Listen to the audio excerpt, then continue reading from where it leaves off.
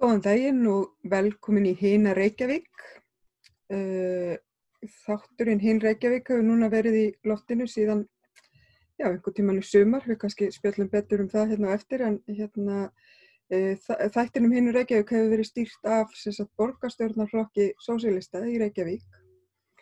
Og við ákváðum að nú að hefjast svona seinni hálfleikur á okkar kjörtímabili. Þannig að það eru nákvæmlega 2 ár síðan við tókum við sósíalistar í borginni og við ætluðum eiginlega bara að spjalla svona aðeins ég er með borgarfulltrúan okkar sem Sanna Magdalena Mörtudóttir sem okkar aðalfulltrúi og Daníel Örn Arnarsson sem varaborgarfulltrúi og sjálf heiti ég Laufey Ólafsdóttir og ég sit í stjórn félagsbústaða fyrir hönd sósíalista, þannig að við höfum verið 3 bæði í borgarmálunum og svo líka að sjá þennan þátt, Hin Reykjavík, sem hefur verið svona, við erum að tala í rauninni við fólkið í borginni og alls konar málefni sem að fá ekki mikið pláss í meginstraums fjölmiðlum. En eins og ég segi, við ætlum að aðeins að taka stöðuna núna með að því að kjörtímabilið hálfnað og tala svona það sem búið að gera, hvað við höfum lagt fram, hverju við höfum reynt að breyta, hvað við höfum reynt að hafa áhrif á. Þannig að þetta verður bara svona spjall okkar á milli og við ætlum að spyrja hvort annað út í það sem við höfum verið að gera. En við kannski bara segjum hæ, Danni og Sanna, hæ, gaman að sjá okkur. Halló!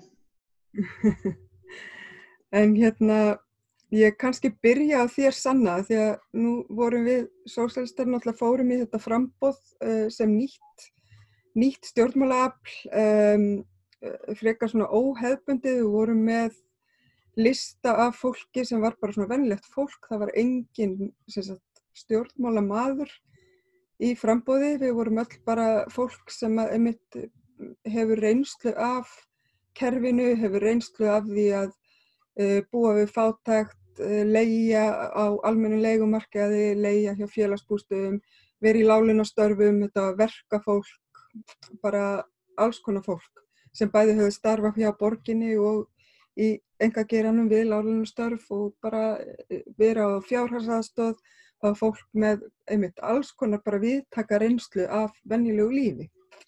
Þetta var okkar framboð og við fengum inn einn fulltrúa sem varst þú, Sanna, og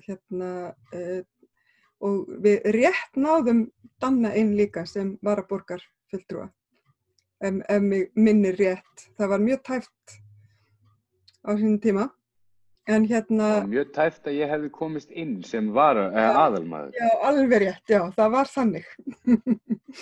En það var gott að fá þig inn samt. Þó þú sért bara til vara. En mér langaði eiginlega að byrja á bara að taka þig, Sanna. Hvernig hefur þetta verið fyrir þig? Það eru komin 2 ár, þetta er náttúrulega ótrúlegt hvað tíminn fljótur að líða.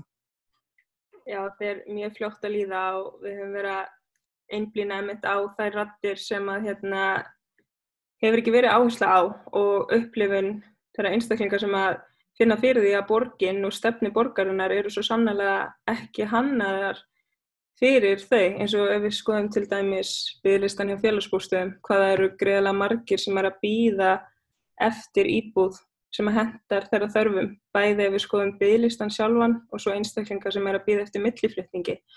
Og þetta eitthvað sem að maður hefur sjálfur reynslu af sem barn og að koma þangað inn og þetta eitthvað sem að einmitt einstaklingar og félagar sem að við þekkjum hafa reynslu af. Þannig eins og þú varst að tala í byrjun að við sem að komum að framboðinu og við sósíalistar, við erum einmitt einstaklingarnir sem erum oft með þekkingu á málefnunum og það það sem við leggjum alltaf gríðarlega mikla áherslu á að sú rödd komist inn í borgarkerfið.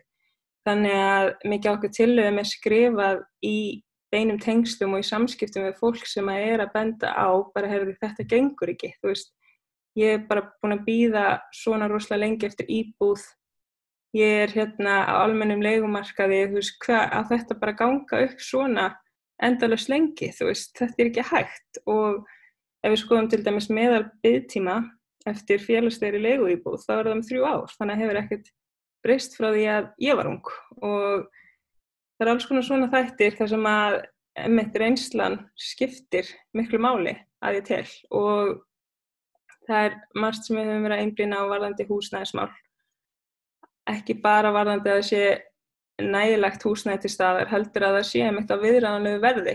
Af því að það talaði að hvert heimili bara greiða hvað var það, 25% af ráðstöfunartekjum í húsnæðiskostnað og við vitum að það svo alls ekki þannig. Þannig að þá höfum við verið að leggja fram ýmislegt varðandi þá húsnæðisstuðning borgarinnar að hann þá í rauninni mæti þessum kostnaði þannig að hann byrjir ekki að skerðast fyrir en fólki komið upp að þeim mörkum og alls konar slíkar tillögur. Nú varðandi skólamálin, þá það líka svona falin kostnaður sem að margir ekkert alltaf meðvitaðir varðandi bara viðburði og skemmtanir og alls konar svona þessi kostnaður sem við höfum verið að benda á. Og það líka birtist í því að þegar þú einmitt átt ekki fyrir reikningum að þá fara reikningar borgarinnar í innheimtuferli og það skila sér í vanskilum sem getur leitt til þess að á endanum að þá til dæmis hægt að neita barni þjónustu, til dæmis á leikskólum borgarinnar. Þannig að það sem við höfum verið að leggja áherslu á að borgin sé sannarlega fyrir okkur öll, óháð fjárhagslegri stöðu eða annarra félagslegra stöðu og þannig að þetta svona nokkuð dæmi sem ég nefni, þar sem við höfum verið að einblína á í borginni. Já, einmitt, við kannski komum meira inn á þetta með málefnin á eftir og að því að við höfum helgað þennan þátt af henni Reykjavík sem svona samræðum okkar á milli einmitt þessi atriði. En ég ætla kannski aðeins að heyra líka í Danna bara hvernig undanfarin 2 ár hafa verið fyrir þig. Hvernig þetta búið að, hvernig upplifun hefur verið að vera varaborgarfulltrúi, Danni? Já, þetta hefur verið mjög áhugavert. Virkilega, hvernig var það? Skrítið og ótrúlega skrítið. Ég hef alltaf unnið við, ég vann við að síðasta vinna mín var að gera við kaffivélar og keyra. Þar á undan var ég að vinna á leikskóla og svo var ég að móka skurði og eitthvað, sem allt í einu maður komin í vinnu þar sem maður svolítið mikið á raskatinu. Þetta var svona töluvert mikil viðbrigði fyrir mig. Mér langar að segja að þetta var svona svolítið djúpt í árinu að teki hjá þér í kynningunni þegar þú sagðir að við höfum tekið við í borginni. Þetta var alveg ekki búin að taka við borginni, en það kemur að því. Já, bara næst, sko. Já. En þetta hefur að sjálfsögðu verið mjög lærdómsríkt og oft á tíðum skemmtilegt og frústerandi og gert maður brjálaðan og svo glaðan og þú veist, þetta er svolítið svona rússíbanni stundum að vera í hug. Já, það einmitt, kannski glemt að spurði þig kannski ekki nógu beint út, Sanna. Hvernig einmitt hefur það verið fyrir þig að hoppa úr? Þú reyndar varst háskólamanneskja en náttúrulega var þar á undan svona þín reynslan sem að þú komst með að borðinu í kosningabaráttunni var að þú hafðir alist upp við fátækt og síðan náttúrulega ströggla sem námsmaður og dóttir öryrkja sem satt í námskerfin okkar. Hvernig var fyrir þig að koma inn sem borgarfulltrúi?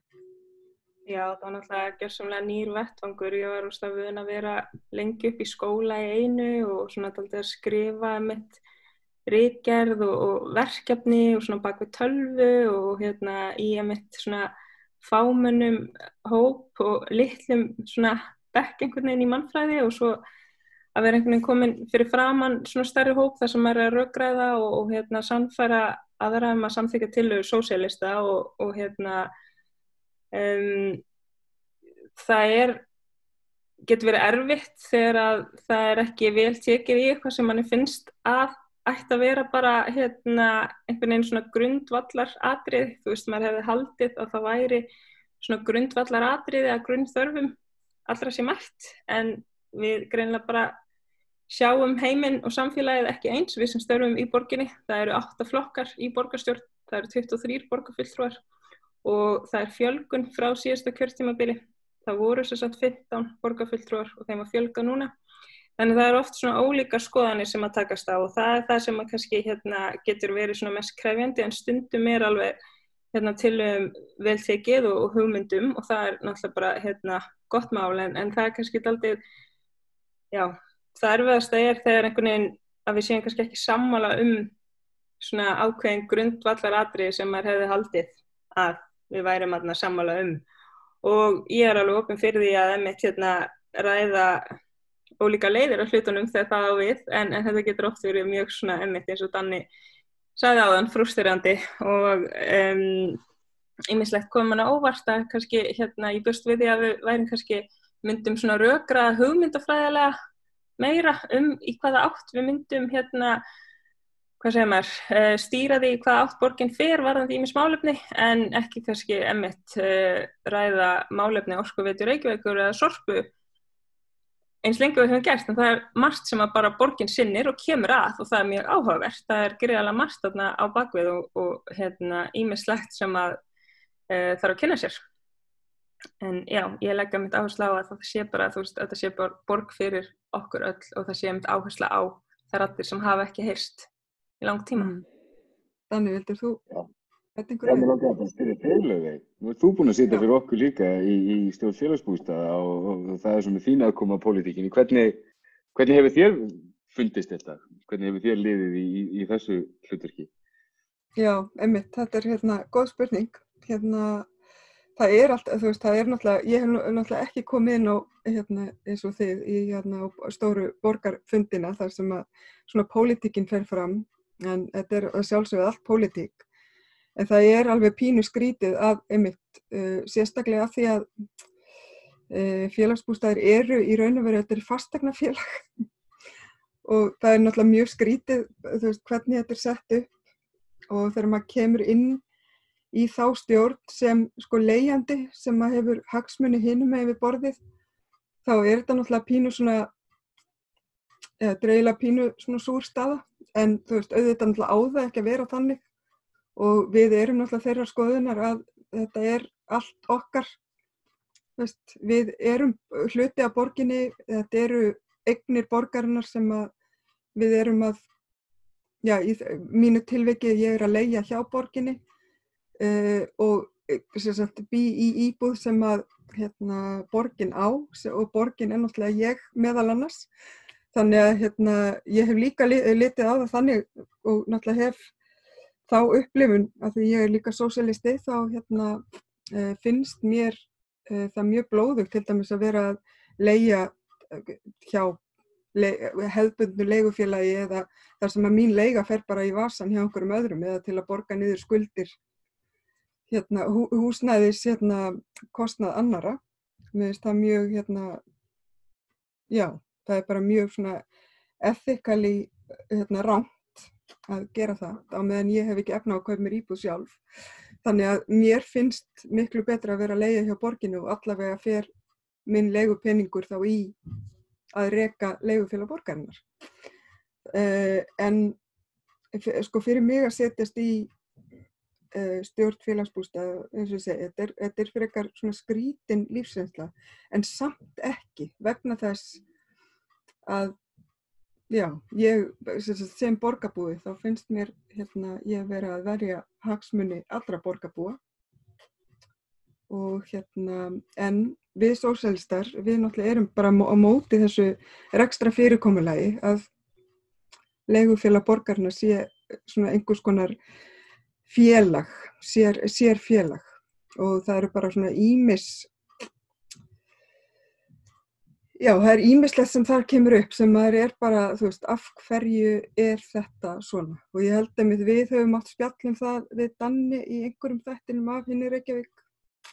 Þar sem við einmitt töluðum hvað þetta væri steikt fyrirkomulag. Af því að félagsbústaðir í raun og veru eru að kaupa eignir á frjálsum markaði. Þurfa að fjármagna sig með leigutekjum, svo eru einhver stofnframlög og eitthvað svona sem kemur frá ríki og sveitarfélög, ríki og borg og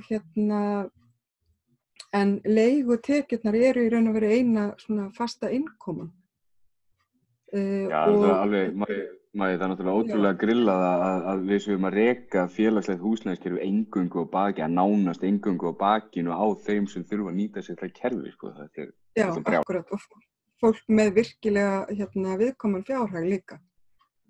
Og eins og einmitt Sanna var að koma inn á áðan með hlutfall af tekjum, að sem sagt það er svona, þú veist, ég veit ekki hvort þetta opinber stefna eða hvað, að það eigi bara að vera 25% af ráðstöfunartekjum sem fara í húsaleigu, en við sem erum að leigja vitum að það er miklu, miklu hærri prósenta oft á tíðum, og sérstaklega ef fólk er á almennum markaði þar sem að leigan er náttúrulega bara komin upp í eitthvað fáránlegt.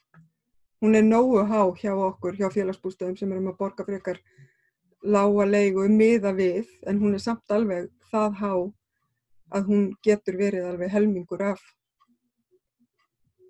tekjum, og hvað þá við erum að tala um ráðstöfunartekjur, þá er það ennþá herra. Þannig að ég veit ekki alveg, nú erum við alveg komin hringinn, þetta er svo erfið spurning vegna þess að, já, eins og segi, og við höfum rætt þetta áður, bara þetta kerfi, þetta fyrirkomulag, þetta er bara ekki að virka fyrir okkur. En við getum ekki breytt þessu innan stjórnar félagsbústaða, þetta er eitthvað sem pólitíkin þyrfti að tækla. Og félagsbústaði sem batterí er búið að vera til síðan 97, minnir mig. Og við kannski ræðum á eftir svona hvað er búið að breytast og svona undanförnu, en já, þetta fyrirkomulag með að félagsbústaðir séu félagi eigu borgarinnar, það er ekki alveg að virka fyrir okkur. En samkvæmt okkar vitund, þá ert þú fyrsti leigjandi til að setja í stjórn félagsbústaða, að það hefur aldrei átt sér stað áður. Það allavega, þú veist, ég hef ekki heyrt um það áður, og það hlýtur alltaf að vera jákvætt að öll leigjanda sé svona nálagt, sé bara, já, svo við notum hennan margnotaða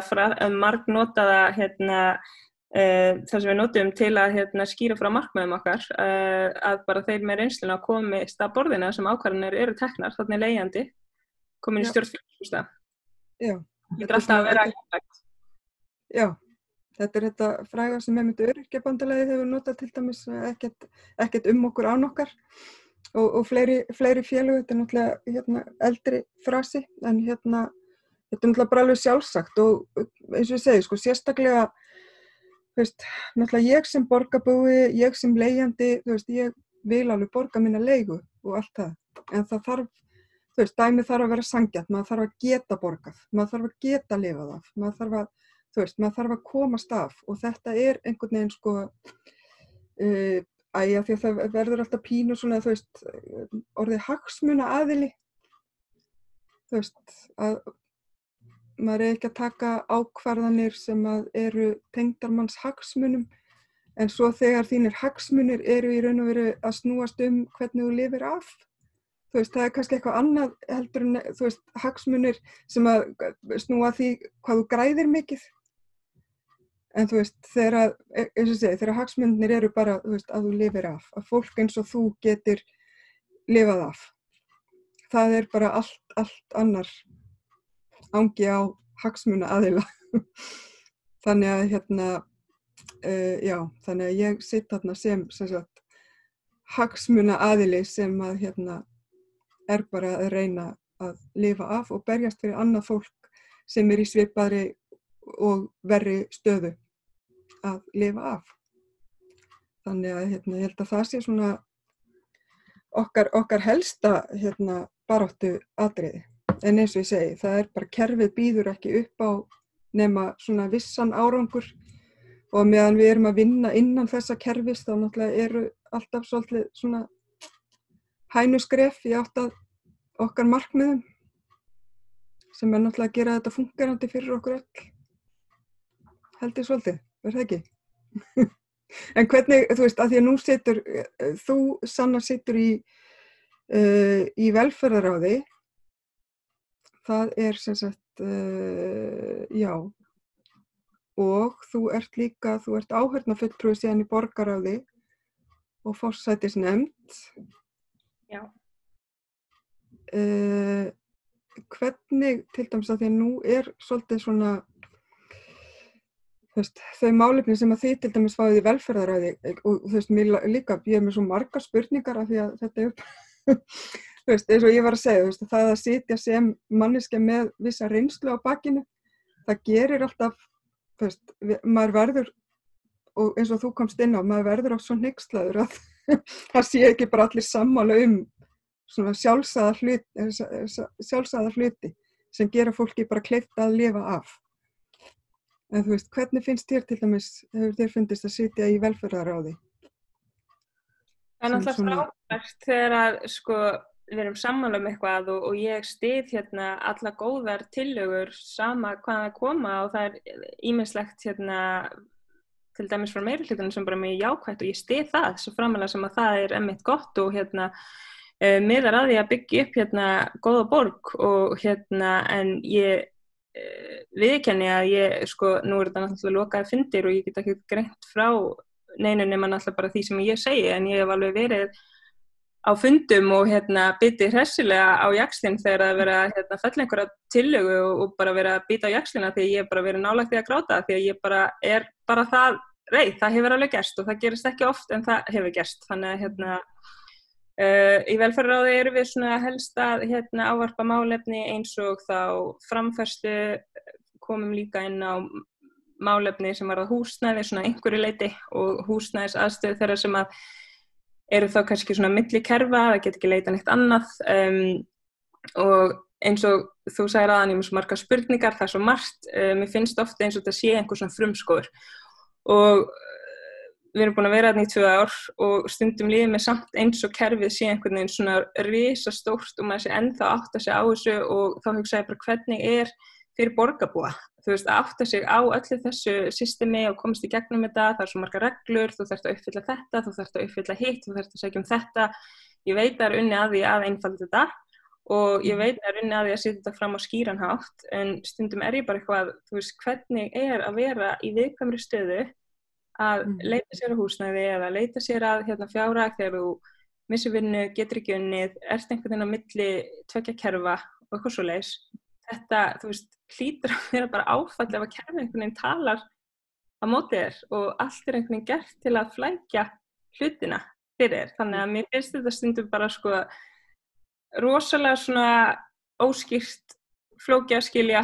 Ég veit ekki hvort að ég sé bara svona lengi að ná hlutunum, en ég held ekki. Þannig að, já. Já, og það akkurat líka þetta með að því að nú eru félagsbústaðir náttúrulega bara félag í eigu Reykjavíkurborgar og það einmitt margt sem að ferlið til dæmis bæði að sækja íbúð, þú sækir hjá félagsráðgjafa á þjónustumiðstöð, svo ertu í raun og veru ekki komin inn til félagsbústaða fyrir þú verður leigjandi. Og þetta oft svo, og félagsbústaðir í raun og veru koma ekki að úthlutunum. En samt sér velferðarsvið úthlutun en ef eitthvað bilar hjá þér þá áttu að tala hjá félagsbústöðum ef þú ert orðin leigjandi en ef það samt eitthvað vesen þá gætir þurft að tala við velferðarsvið út af einhverju og ég bara get ekki gefið skýra svör þetta þó að ég sé fulltrúi velferðaráði og eigi að vera með þetta á hreinu þá þetta bara mjög óskýrt oft. Já, akkurat. Þannig að það er ekkert skrítið að fólk sé oft lost og gefist upp fyrir kerfinu. Danni, ég ætla kannski aðeins að heyri þér líka. Þú setur í mannréttinda nýsköpunar og lýðræðisráði. Jú, ráðið með mörgunöfnin. Já, og þetta hefði heitið mannréttindaráð þegar við byrjuðum. Já, en núna mannréttinda nýsköpunar og lýðræðisráð. Þetta, já, ég veit ekki alveg hvað ég á að byrja á þessari spurningu vegna þess að bara nafnið. Hvað eru það að gera þannig? Vá, það stórt spurt. Þarna erum við að fjalla fullt af mjög áhugaverðum málum. Þarna rosalega mikið að tala málefni innflytjenda, málefni hinsegin fólks og það sem sagt mannréttindaparturinn. Og við erum jafnréttisnefnd Reykjavíkurborgar sem lögbundið fyrirbæri. Og þar erum við, í þeim hluta erum við rosalega mikið sammála yfirleitt. flestir sem sitja í því ráði og góð samvinna og svona sennilega mest kósí fundirnir oft í borgarbatteríinu. Síðan lýðræðisparturinn, við erum ekki öll alveg sammála þar. Þar eru við, þar eru eins og núna erum við að vinna endurskoðun lýðræðisstefnu borgarinnar og við erum ekkert öll sammála þar en það er, sósíalistaflokkurinn og sjálfstæðisflokkurinn ekki beint með líkar stefnur þegar kemur að lýðræðismálum, við erum mikið fyrir slembival og ýmislegt og þau vilja alltaf bara beina kosningu og það sem að í raun og veru þú getur svona, má jafnvel segja að fjársterkari aðilar geti nánast keypt sér aðgang að borðinu með því að geta keypt auglýsingar og kosningabaráttur og ýmislegt. Og svo þessi nýsköpunarpartur sem ég verð að viðurkenna, mér finnst svolítið hausverkur og mér finnst ekki passa alltaf endilega við þetta ráð. Og það svona rosa mikið verið að tala einhverju leyti, þetta mikið verið að tala upplýsingakerfi og alls konar tölvumál og já, rosa mikið tölvumál. Ég er ekki mikill tölvukall og skil ekki rosalega mikið hvað að gerast þarna stundum, en það er þarna. En inn í þessu öllu, við erum oft sammála, við erum stundum með sameiginlegar, oft með sameiginlegar bókanir og við erum oft annars lagi með sameiginleg mál meira að segja en mér finnst þarna mér finnst ég oft ná meiri áhrifum samt í stýrihópum út frá þessu ráði sem að svona annar vinkill á þessu blessa borgarpólitíkur starfi. Já, þetta er einmitt áhugavert kannski fyrir þá sem að hafa ekki setið í borgarmálunum sem borgarfulltrúar. Stýrihópar, hvað er það? Bara svona svo. Þá stundum verið að vinna að eitthvað svona stóru málum sem að þarf að vinna lengi og mikið með og fá svona meiri, hvernig voru það, kannski meiri samstöðu og þurfum að fá inn sérfræðinga hingað og þangað og þá ráðið ekki sérstaklega góður vettvangur fyrir það endilega, en þá skipt í aðeins minni hópa, það ekkert allir með, yfirleitt eru þess að flest allir úr hverjum flokki með, en þarna eru fleiri frá Samfylkingunni og eitthvað svona. En þannig og þar erum við, eins og við unnum að erum að vinna endurskipulagningu lýðræðisstefnu, þar sem að ég get komið með input meira heldur en ef ég væri að leggja fram tillögu, þá kemur kannski svona meira, nei, þetta frá þeim, lokum á það. En þarna einhvern veginn svona kannski meira tekið marka á því sem maður er að segja og eins og þegar vorum líka, var ég í stýrihóp sem sagt, íbúaráðin og þar, náði ég talaði endalaust slembival og ég vildi hafa þetta allt slembivalið, það endaði með einhverju svona tilraunum einn slembivalinn, ég var ekkert endilega ógeðslega sátt við það, en það er allavega eitthvað sem borgin hefur aldrei gert áður. Þannig að það er kannski svolítið svona ágætis byrjunapunktur, maður getur svo sem sáttu við það. En þannig að þetta er svona lengri vinna að einhverju einu máli. Sannaði til dæmis í stýrihópum sárafátækt barna og þetta er svona stærri batteri, eða hvernig voru það, svona stærri mál. Já, þannig að þetta er svona að vinna í raun og veru meira með afmörkuð málefni. Já, miklu afmarkaða. Hvað segir þú þetta, Sanna? Já, mér sérstaklega athyglisvert eins og með hverfisráðin, það er svona að færa valdið nær íbúum við okkur líkar mjög vel við það fyrirkomulag og vildum einmitt hafa að það væri skipað af bara íbúum sem mest og þetta í rauninni núna þetta 3 sem eru skipaðir af borgarstjórn ef ég man rétt og 3 sem koma utanfrá borgarstjórn og foreldrafélög til dæmis og 1 slembivalinn og þó að það sé mikilvægt að hafa tengsl við borgarstjórn að þá fannst okkur að það væri ekki þörf á því að helmingur hverfisráða eða íbúaráða væri eða svona sirka helmingur kæmi frá borgarstjórn, þannig kannski með þetta meira á hreinu en ég. Já, í því máli þá var ég yfirleitt að tala að til þess að, jú, það þarf að vera tenging til þess að málin fái framgöngu í gegnum borgarkerfið, en það hefði alveg verið nóg að vera með einn kjörinn fulltrúa. Þú veist, og svo slembivalið og síðan ég var mjög efins varðandi þetta að íbúasamtökin fá að skipa einn, af því að oft eru fleiri en eitt íbúasamtök í þessum hverfum og ég var svolítið efins með foreldrafjölinn, ég vildi hafa þetta bara slembivalið í gegn, en þú veist, þetta að gefa ágætis reynslu, þannig að það er svo sem ekki alveg jafn neikvæð fyrir þessu. En núna þetta þannig að helmingurinn og kemur frá borgarstjórn og formaðurinn alltaf líka. Já, þannig að því að þetta einmitt, þetta eitthvað sem við sósíalistar notum mjög mikið, það slembivalið og þetta náttúrulega eitthvað sem hefur tiltölulega lítið verið notað af öðrum flokkum, það svona, en það þá mjög áhugavert að við erum að skila einhverju inn í stjórnkerfið og þetta einmitt það sem að kannski svona næsta mál sem við gætum aðeins komið inn á, og það að við erum náttúrulega svolítið ein þarna af því að við ákváðum nú að vera í minnihlutanum en taka ekki þátt í meirihlutasamstarfi og það var mjög vinsælt og óvinsælt á sínum tíma fer eftir hver var spurður en af því að við náttúrulega í minnihlutanum þá erum við náttúrulega vinstri pöngararnir. Við erum kannski stundum samstíga á flokki fólksins svona í velferðarmálum sérstaklega, en þau kannski eru með aðrar áherslur. En svo náttúrulega meirihlutinn svona það sem á að vera meira vinstrasinnað, en við erum náttúrulega bara róttækir vinstrisinnar og fólk hefur kallað okkur anarkista líka, en það náttúrulega líka bara því að við erum að segja að kerfið virkar ekki fyrir okkur, við viljum breyta kerfinu. En hvernig ykkur fundist það? Já, kommunistar, það örugglega eitthvað fleira sem við getum tínt inn.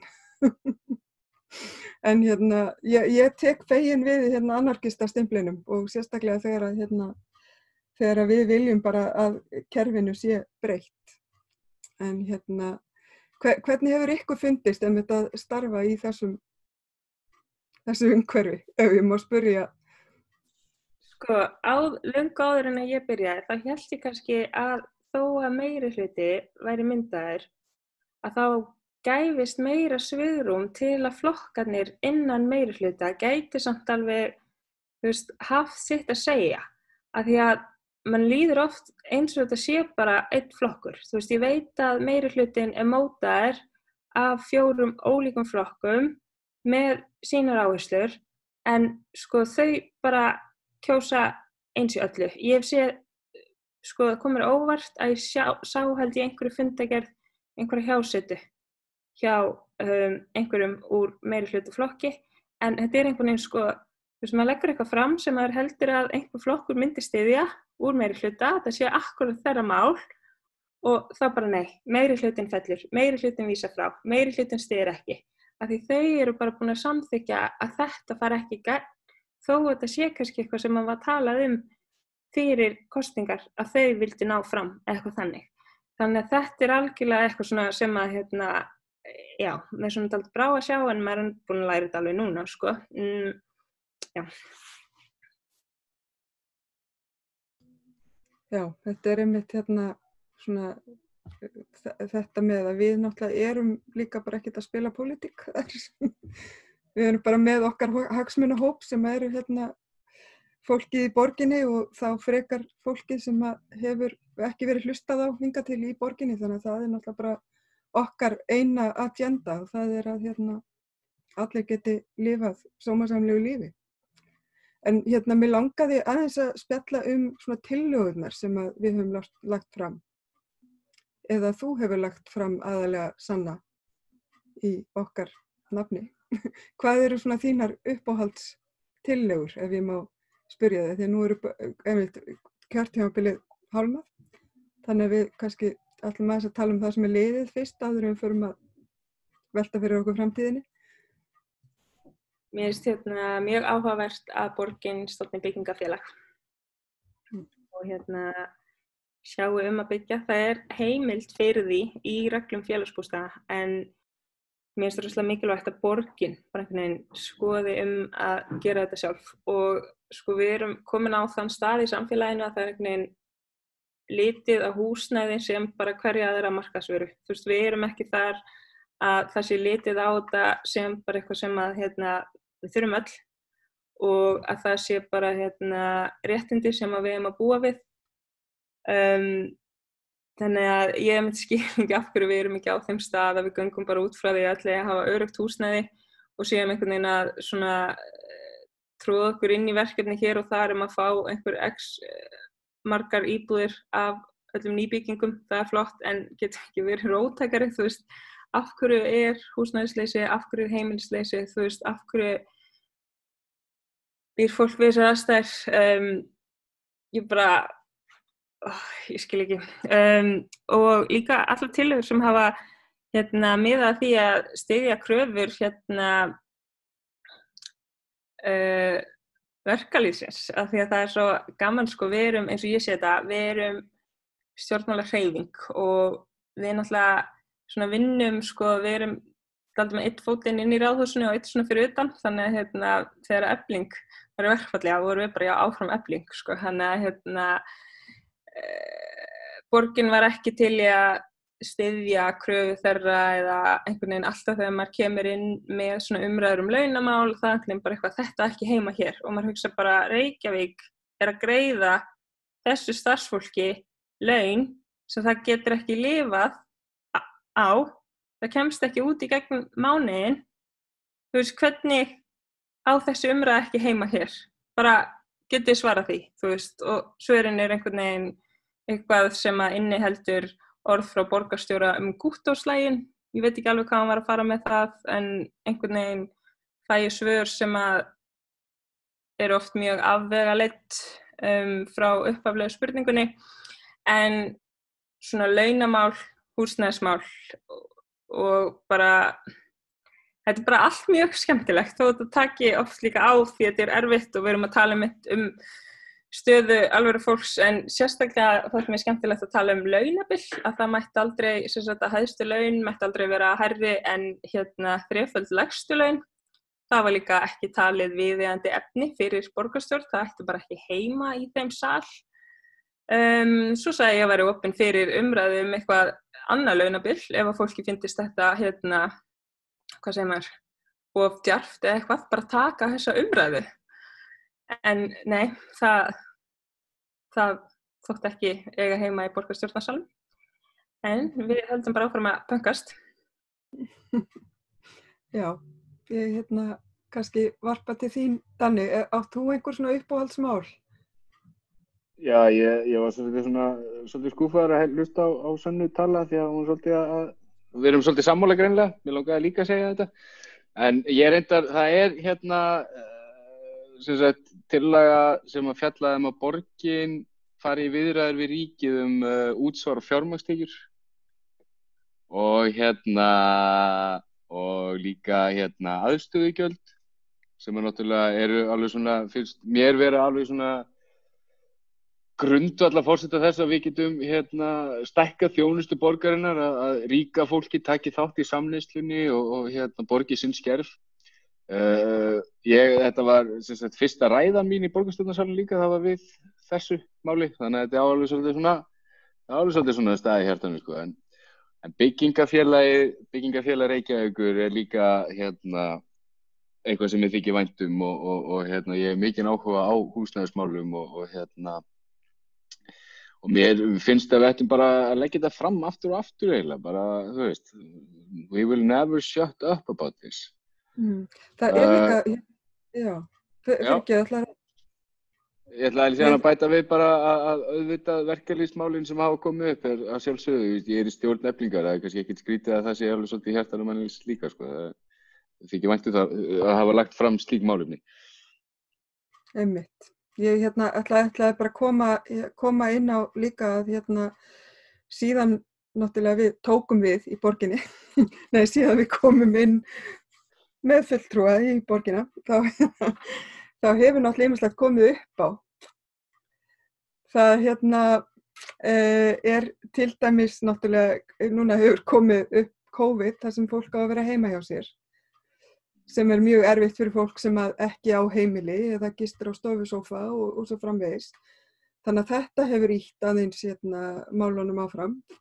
Aðeins. Við náttúrulega lögðum náttúrulega líka fram að Reykjavíkurborg leitast við að taka á leigu raunverulega bara að taka yfir, ég meina, þú veist, gera það bara með vopnavaldi og þess þar maður eitthvað hótel, íbúðahótel til að koma fólki í skjól, því að þú getur ekki verið í sóttkví og sófanum með Stínu frænku, sko. Og það er ekki hægt að ætlast til að fólk sé þeirri aðstöðu að biðja slíkt. Þú veist, þú átt aldrei að þurfa að koma á hnjánum til ættingjaðina af því að þú veist, af því að þér skortir það sem raunverulega er forsenda velferðar. Þetta bara er óþolandi.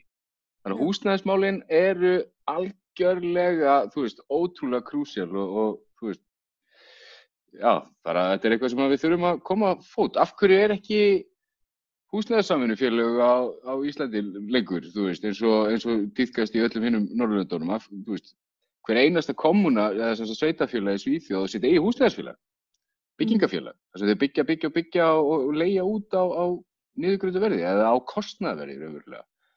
Þannig að af hverju getum við ekki gert það? Já. Þetta er bara asnaði. Já, akkurat. Reiður. Já. Við erum öll með þér. Og sérstaklega náttúrulega líka því að síðan kemur náttúrulega þessi bruni á Bræðraborgarstígnum sem náttúrulega flettir ofan af einhverju sem var búið að ítrekkað benda á bara í fleiri ár. Þú veist, það er búið að vera að tala um þetta svo mikið, þetta með allt fólk sem býr í ósamþykktu og jafnvel ólöglegu íbúðarhúsnæði. Þú veist, það hafa komið upp svona mál. Finnst ykkur eitthvað eins og að sé að verða einhver vakning eða er fólk bara ennþá sofandi? Slökkviliðið hefur verið að gera svona úttektir, sko, á höfuðborgarsvæðinu. Má ég hoppa inn í þetta? Þau hafa samt bara heimildi til að gera það með atvinnuhúsnæði. Þau hafa ekki heimild til að fara inn í íbúðarhúsnæði ef að eigandinn segir nei. Og þá skiptir engu máli hvort að íbúinn segir já, ef að eigandi húsnæði sem segir nei, þá ferðu bara ekki inn. Sem er fáránlegt og ólíðandi. Þetta er eitt af þessu, það er svo mikið sem er brotið sem þarf að laga og sem gerir það verkum að kerfi bara virkar ekki. Ekki það, ég vil ekki fá eitthvað autokratískt samfélagi sem að við getum bara sagt, jú, ég ætla að býsta lappinn í húsið þitt og eitthvað, en þú veist, brunaúttektir eru ekki alveg, finnst mér ekki alveg eiga að vera valkvæðar raunverulega. Sérstaklega þegar kemur að því að þú ert, sérstaklega þegar það eru svona félög sem eru leigufélög sem eru að leigja út mikið af húsnæði, þröngt húsnæði. Þú veist, ef það eru kannski 40 manns skráðir í eitthvað hús sem að bara, þú veist, maður horfir á og segir, já, þarna býr örugglega svona 7 manna fjölskylda. Skilur, þú veist, þetta er bara komið út í rugl. Þurfum meira húsnæði. Já, akkurat. Og ekki að setja fólk í þá aðstöðu að þurfa að vera að leigja einmitt af einhverjum sem að bara einfaldlega nýtir sér neyðina og svindlar að þér. Það er bara, eða setur í lífshættu. Kannski að borga launin líka. Já. Þannig að þú ert upp á sömu manneskjuna að koma með bæði lífsviðurværi og heimili. Þannig að þú, hvað segir þú svona? Það var nú eitt máli hjá Strætó. Nákvæmlega. Það var skemmtilegt. Já, akkurat. Það er einmitt, við ætlum kannski líka að taka aðeins Strætó umræðuna. Vegna þess að þetta var einmitt eitt af málunum sem að við sósíalistar vorum svolítið fengum mjög skrýtna útreið með. Og það var að því að við vorum að gera athugasemdir við borgarlínuna og það var sagt að við værum á móti almenningssamgöngum sem mér fannst alveg ótrúlega langsótt. En já, Sanna, þú lentir aðeins í því, en Við viljum að almenningur komi meira að mótun almenningssamgangna af því að þetta er það sem almenningur treystir gríðarlega mikið á og oft fólki mjög svona mér finnst réttast að segja viðkvæmri stöðu, ef þú ert í 2, jafnvel 3 störfum, þá þarftu að geta treysta á að strætón komi, þú þarft að treysta á að tíðnin sé góð, þú þarft að geta treysta á að strætón fari pottið inn í það hverfi þar sem þú ert að sækja vinnu númer 2, þú þarft að treysta á að strætó byrja að ganga klukkan 8 á sunnudegi ef að þú ert að fara með barnið til einhver sem ætlar að passa eða gæta barnsins þíns á meðan þú ert að fara að skúra einhvers staðar á sunnudegi. Strætó byrjar ekki að ganga svona snemma á sunnudögum, það eins og sé gengið út frá því að allir eigi þennan dag sem hvíldardag, það ekki satt.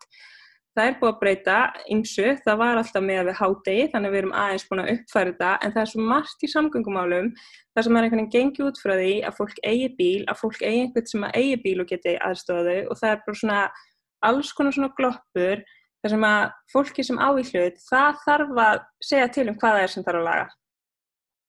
Já, algjörlega, ég er sammála og þú veist eins og ég sitt í skipulags- og samgönguráði sem áheyrnarfulltrúi, því að ég hef ekki atkvæðisréttar en ég má tala og leggja fram tillögur og slíkt. En ég er ekkert á móti borgarlínu til dæmis. Mér finnst alveg bara, mér finnst alveg fínasta hugmynd að ég geti tekið strætó, ég á ekki bíl, ég tek strætó allt sem ég fer. Mér finnst alveg geggjuð hugmynd að geta tekið strætó niður í Ártún og þaðan verið í 3 mínútur niður á Hlemm eða eitthvað, þú veist, það hljómar rosa vel. En mér finnst bara, þegar kemur að almenningssamgöngunum, að þú veist, jú, borgarlínan er jákvæð, en það þarf svo mikið að uppfæra strætó, bara svona almennt, við getum ekki beðið til 2024 með því að fá einhverja breytingar, sko. Ok, það er verið að vinna einhverju nýju leiðakerfi og strætó og það var vissulega, þau báðu input frá fólki sem er frábært, en þú veist, mér hefði fundist eðlilegra að það sætu bara raunverulega strætófarþegar í hópnum bara fast, en mér finnst bara strætó BS vera að vinna út frá vitlausri hugmyndafræði. Þú veist, það er í þessum svo maður fari út í hugtökin sem maður er alltaf að heyra í þessu blessaða samgönguráði eða skipulags- og samgönguráði, að þeir eru að vinna eftir þessu svokallaða ridership módeli, það sem að það er mest áherslan lögð á leiðirnar þar sem að flestir fara, sem eru náttúrulega ásatnir, stóru ásatnir, en það er ekki verið að hugsa sem er hinpunktur sem er coverage, sem er til dæmis það að geta tekið strætó frá Breiðholti út í Grafarvog. Þú veist, það er bölvað vissinn, samt er þetta hverfi bara við hliðina á. Þetta er svona, finnst þetta, jú, það væri ógeðslega dýrt, en er það ekki bara í lagi? Er ekki bara í lagi, mega almenningssamgöngur þurfa að vera sjálfbærar, má þetta ekki bara kosta peninga? Ég er tilbúin til að borga mitt útsvar í það að þú veist, fólk geti tekið strætó og ef við ætlum að lifa á þessari plánetu eitthvað mikið lengur, þá þurfum við nú að fara að hissa upp okkur fokkin buxurnar og gera eitthvað. Þannig að þú veist, almenningssamgöngur eru málið, borgarlína er cool, ég er raunverulega hrifinn af því og ég er alveg bara svona, wey, fín borgarlína, en það þarf bara að breyta einhverju núna, ekki eftir 5 ár. Já. Já, ok, ég er líka pirraður út í strætó, bara svona ef það heyrist alveg hvar ég er fínu heitur, en já, ok. Akkurat, og þetta var náttúrulega okkar gagnrýni í byrjun og það var, þú veist, að við værum einmitt ekki beint á móti borgarlínunni en að það væri aðal áherslan en náttúrulega bara fáránlegt. Og það er að borgarlínu cool. Já, einmitt, en bara sem viðbót, ekki sem eitthvað sem á eftir að leysa allt, það er bara, já, það er allavega við sem strætónotendur og við erum held í öll strætónotendur. Hjólið, ég var að fjárfesta, ég kom með nýjan hnakk því að ég er búin að eiga hjólið síðan 12 ára og það er sprungið því að ég er svona aðeins taka Ég þarf líka að koma með þetta smá svona syndajátningu, ég er að fylgjast með einni 23 ára gamalli Toyota sem ég er að spá í að fjárfesta í fyrir 100 áskall, þannig að kannski verði ég orðin einhver svona elítupjössi eftir smástund, sko. Hættur að pirra þig á strætó? Nei, ég ætla að nota strætó á virkundögum, en mér vantar svolítið mikið helgar að geta farið með krakkana mín í Heiðmörk eða upp í sumarbústað eða útilegu eða eitthvað, ég fann fyrir því í sumar. Já, ég nefnilega einmitt, kannski að við bætum því við, einmitt þegar var verið að segja við alla, þeir ættu að ferðast innanlands í sumar og svo kom þessi ferðagjöf sem að einmitt, sem að var ekki einu sinni hægt að nota í strætó og fyrir utan hvað það takmarkað sem við getum farið. Ég einmitt að því ég bíllaus og ég ekki með bílpróf heldur, þannig að ég get ekki tekið bílaleigubíl. Og ég einmitt bara komst að því bara, ég sem sagt get bara ekki nýtt þessa ferða ávísun ég ferðast. Og hérna... Það út að borða? Já, einmitt það var það sem við gerðum, sko. sem var alveg næs, en þetta náttúrulega ekki, þú veist, ef þetta á að vera eitthvað markmið að gera okkur kleift að ferðast, þá, nei. En, þú veist, ég einmitt hefði svona svolítið vilja sjá allan peningin sem fór í þetta bara gera strætófrían til dæmis í sumar. Út á land. Ég ekki búin að reikna út hvort að það hefði verið komið að samastað niður, en ég veit ekki, hefur þetta til dæmis eitthvað verið rætt að hafa frían strætó? Það var kosningalofur Miðflokksins. Já. Nei, sko, nei, það hefur ekki. Ég vissulega talað einhvern tímann það og fundið að mér finnst það dýrt að taka strætó. Já. Og mér finnst alveg eðlilegt að þetta sé niðurgreitt meira, sko. Þannig að við þurfum að fá fólk í strætó, sko. Einmitt. Ef við ætlum að standa við skuldbindingar loftslagsmál og annað, þá þurfum við að fá fólk í almenningssamgöngur. Hvernig gerum við það? Við gerum það hagstætt og við gerum það þannig að það taki ekki alltaf auka 2 klukkutíma að fara á fund eða eitthvað. Þegar ég þarf að bíða eftir strætó, ég get ekki treyst á að vera út í strætó á akkurat þegar hann á að koma, því stundum koma það snemma, sem miklu verra heldur en ef þau koma seint. Þannig að stundum ég þarf að vera komin út í strætóskýli helst frá 10 mínútum áður en vagnin kemur til að vera safe og síðan tekur aldrei mikið minna heldur en 40 mínútur að komast á þann stað sem ég að fara. Ég bý í Breiðholtinu. Og þú veist, þannig að þar bætist alltaf við þessu auka svona cirka 50 mínútur í aðrar áttina, sko. Og síðan náttúrulega þarf ég að taka strætó heim og þú veist, ég með krakka á leikskóla og skóla, þannig að þetta þú veist, ef ég væri ekki í svona tiltölulega sveigjanlegri vinnu, þá sé ég ekki alveg hvernig þetta ætti að ganga upp, sko. Þú veist, þannig að ég náttúrulega í pínu forréttindastöðu þegar kemur að því að ég get látið þetta ganga upp, en ég veit ekki hvernig það væri ef ég var að vinna til 5, eins og í síðustu vinnu, sko. Já, akkurat. Svo maður tala nú ekki fólk sem einmitt eitt með börn og að vinna í einhverjum svona störfum þar sem það þarf að vera komið klukkan eitthvað og að vinna til eitthvað aðeins of lengi. Þannig að þetta er náttúrulega stórt mál og eins og þú sagðir Danni þá eina leiðin til þess að fá fólk til að taka strætó, það að hafa kerfið hagkvæmt eða hafa það annarkvort bæði hagkvæmt og ódýrt eða á viðráðanlegu verði. Það þarf að vera bæði. Það þarf helst að vera bæði. Þú veist, ef þú ert til dæmis ekki með áskrift þá kostar tæpa 500 kall í strætó eða hvort það sé komið upp í 500 kall. Nú er ég ekki alveg klárað þegar ég með áskrift. Hvað segirðu? 480. Já, nákvæmlega og þannig að þetta er ekki beint ódýrt fyrir að eins og ég segi, þú veist þannig að skreppið þitt kostar líka 2 klukkutíma. Hvað er tímakaup?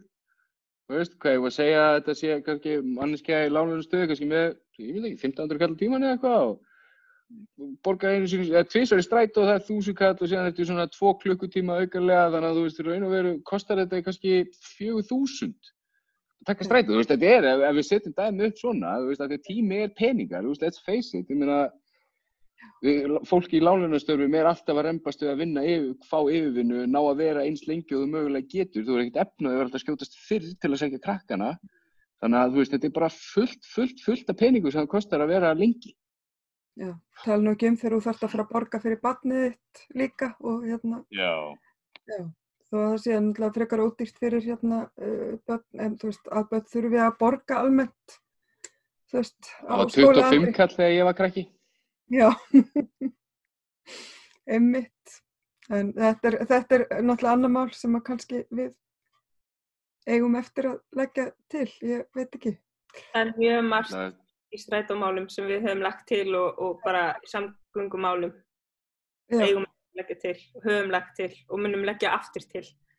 Já, við þurfum eiginlega að fara að taka svolítið upp mál sem að við höfum lagt fram áður, bara svona, þú veist, nú eru raunverulega breyttar aðstæður í þjóðfélaginu sem við búum í. Já. Þú veist, við vorum í einhverju fullsvingu uppsveiflu og núna erum við bara að leiða einhverju djúpa kreppu, þú veist, þetta er ekki sama samfélagi, sko, nú þurfum við að hugsa, ekki það við þurstum þess ekki áður, en nú þurfum við að fara að hugsa meira samfélagslega. meiri sósíalisma, come on, við erum að hugsa hvort annað, við erum endalaust með eitthvað samfélagsáttmála og eitthvað og þú veist, við höfum öll að vera rosa mikið að passa okkur og bla, en þú veist, það bara ekki verið að gera það auðvelt. Nei. Nú þurfum við að fara að taka svolítið saman og gera þetta svolítið saman og ekki bara svona, þú veist, vera alltaf 2 metri burtu frá hvort öðru, heldur bara að passa að enginn þurfa, þú veist, vera svongur. Eins og spritt. Við erum já, spritt ógeðslega dýrt.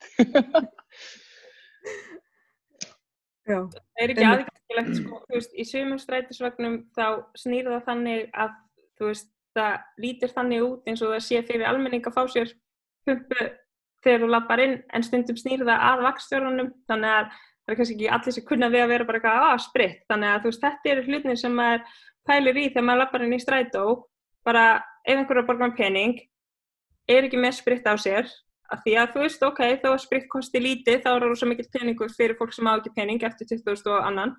Þannig að af hverju ekki spritt í strætó bara í miðjunni, aftast og fremst. Eða í miðjunni, eða við útgang. Þú veist, það er svona lappar inn. Það er spritt allstaðar, eiginlega annarstaðar, þú veist, á svona almenn, þú veist, af hverju ekki spritt í strætó? Já. Öllum. Fyrir almenning, allstaðar, tryggt. Já. Þannig vildur ætlaðu að bæta einhverju við þannig? Nei. Nei, svo sem ekki, en þú veist, þetta líka bara, þú veist, eins og núna, eins og stöndum við frammi fyrir því að það er fullt af heimilislausu fólki sem hefur ekki aðgang að, þú veist, vask og sápu, sko. Nei, þú veist, þetta er miklu stærra heldur en bara, þú veist, að spritt sé dýrt í enda mánaðarins, sko, þú veist, þetta er bara, þú veist, þetta er bara líf fólk sem raunverulega í hættu af því að það hefur ekki aðgang á því sem er forsenda velferðar, sem er heimili, húsnæði. Og við erum svolítið að byrja, ég fyrir ekki að ætlaði bara að segja að við erum náttúrulega að byrja þennan seinni hálfleik okkar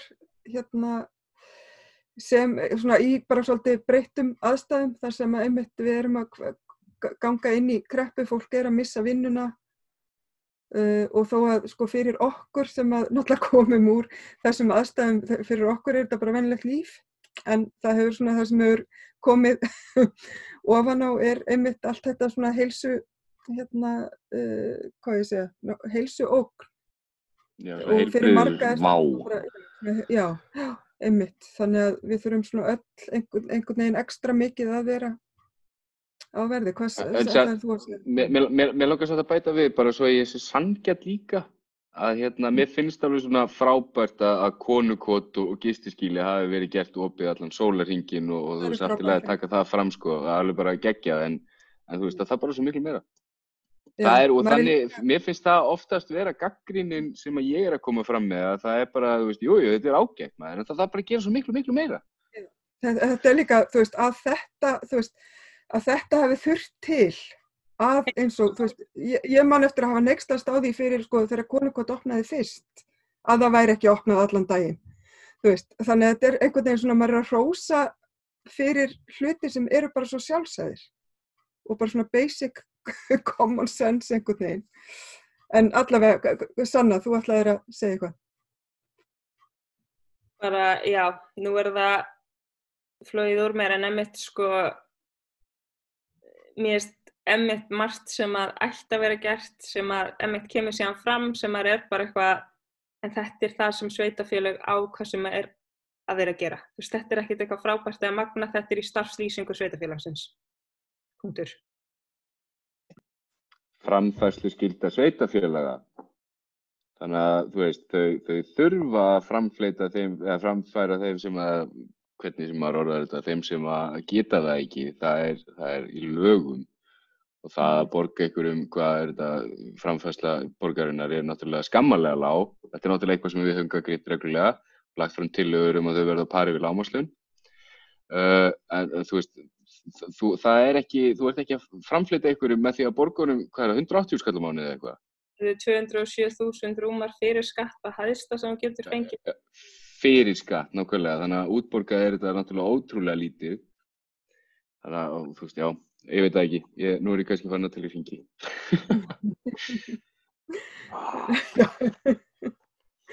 Já, einmitt. Nei, þetta er náttúrulega bara ótrúlega góður punktur og þetta er kannski líka bara þetta með lögbundna hlutverki að þetta er, þú veist, þó að fólk kalla okkur anarkista og allt það, þá viljum við samt hafa eitthvað stuðningsnet, við viljum, og það kannski líka bara, þú veist, við erum ríkið, við erum borgin, það erum við. Það ekki bara eitthvað bákn sem að hugsar hluti fyrir þig, heldur eru það bara við erum að tryggja velferð okkar félag, akkurat. Sveitafélagið okkar. Þeim sameignar félag, by the way. Og einmitt þetta með sem hérna lögbundið hlutverk líka fyrir utan það, sko, þetta bara stjórnarskrárvarin réttindi fólks að hafa heimili, hafa framfærslu og allt þetta. Þannig að auðvitað á þetta vera á hendi hins opinbera, þessar skyldur, af því að til dæmis eins og, þetta kannski svona annar punktur að það svolítið tilhneiginga með hjá bæði borgin og ríkin að velta ábyrgð yfir á til dæmis félagasamtök ýmsa þjónustu. Já, eða benda á hin sveitafélögum og segja, sjáðu, þau eru ekki að gera nóg. Það mjög vinsælt líka, já. Það örugglega það svar sem að fer mest í taugarnar á mér. Ok, við getum ekki bætt hjá okkur, við getum ekki hækka framfærsluna hjá okkur af því að við erum að hæstu framfærsluna sjáðu til. Já. Þau duga samt ekki fyrir leigu og mat. Nei, einmitt. Þetta náttúrulega... Garðabær sé verri í að standa sig í samfélagsþjónustu, þá það ekki rosalega hátt bar, sko. Nei. Einmitt. Mér langar aðeins líka að tala bara að því að nú erum við búin að vera með þessa þætti síðan hvenær, ég mundi ekki einu svona hvenær við byrjuðum einhvern tímann í vor með þættina Hina Reykjavík. Við erum búin að vera að þessu í nokkra mánuði. En nú veit maður ekki alveg hvað COVID þýðir. Við byrjuðum